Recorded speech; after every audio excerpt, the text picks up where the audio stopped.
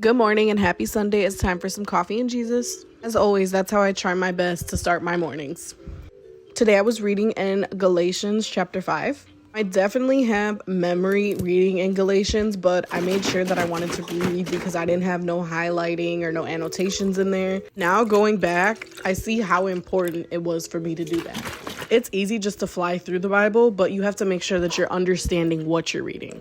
So annotating what you're reading really does help. Galatians chapter 5 verse 1 says, "Stand fast therefore in the liberty wherewith Christ hath made us free, and be not entangled again with the yoke of bondage." When Christ died on that cross for our sins, he set us free from laws and regulations. Paul reminds us that we are saved by faith, not by deeds. We get reminded multiple times to love your neighbor or to love your enemies. Faith is expressed through love. So part of expressing your love is monitoring your faith.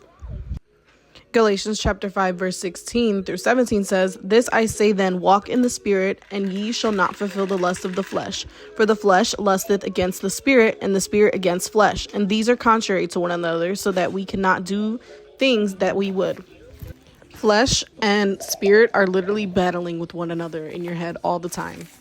Walking in the Spirit is being Christ-like, getting closer to God, reading your word. Now, works of the flesh are in verses 19 through 21.